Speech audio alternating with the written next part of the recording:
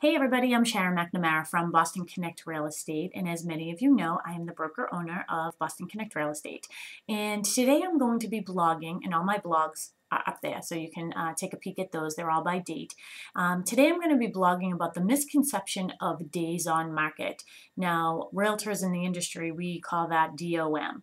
And a lot of times you'll hear that, and you'll worry about it. There's a couple different things that happen. So here's what I'm going to tell you about my blog, and then I'll write about it. The misconception about days on market is that if a house is on the market for a very long time, and you can see those days, like it might say 300, 400, whatever it might say 100, 200, that if you see a long days on market, that people are going to get the idea that there's something wrong with the house. And I assure you, in the way that the market is going right now, that is absolutely positively not the case in many instances.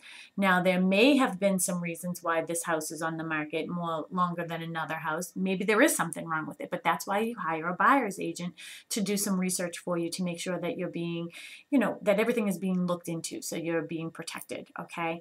Now, days on market, that is one of the big questions I remember in the industry when you're looking for a realtor. Ask what the days on market statistics are when you're thinking about listing your home.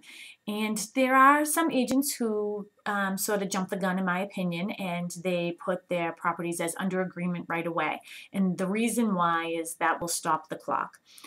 I don't do things that way. I do things differently. Not that their way is wrong. It's just that I tend to do things a little bit differently. The way that I like to put my days on market, I really don't care what my statistics are. I know that I do a good job as a listing agent. I know I'm doing everything I can to protect my clients and to do the best thing for my clients. So a lot of us in the industry, what we decide to do is we flag our properties. Once we get an accepted offer, we'll flag the property, and it still says active, and then it just turns red. So that all happens in MLS. Now, once it's flagged, there's three things that I'm basically waiting for. One, we have an accepted offer. That's fantastic. That's the start of the process. The second thing we have to get through within the next 10 days is a home inspection. Now, sometimes home inspections happen right away. Sometimes people wait till the very end of their 10-day time period.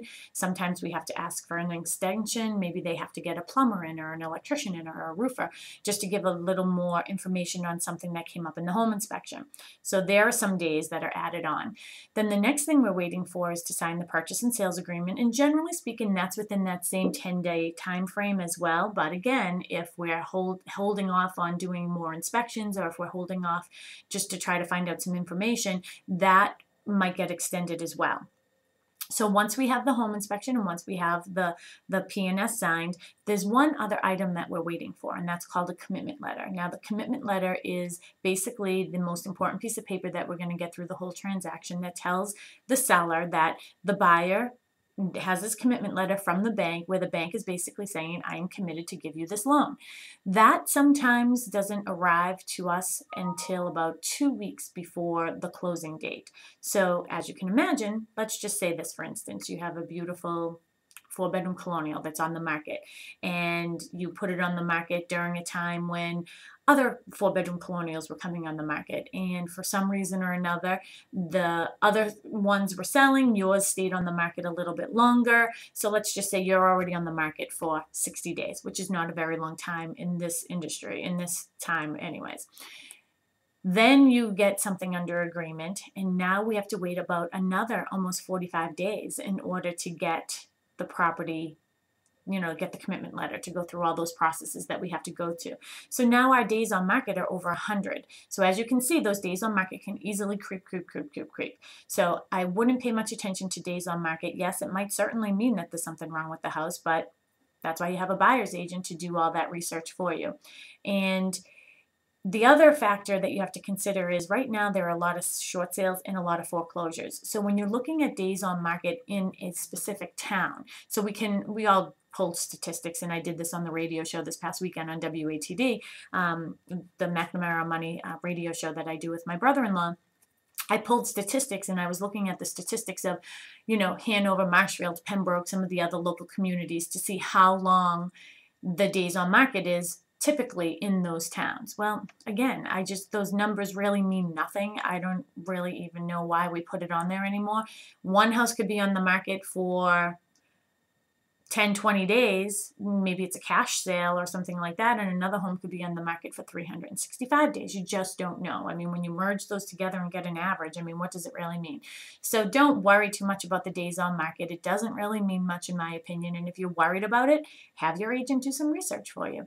It's easy to connect with us here at Boston Connect Real Estate, so please feel free to give us a call. Our phone number is easy, 781-826-7300. Again, it's 781-826-7300. You've already connected with us on our website, bostonconnect.com, so feel free to share that with all your friends.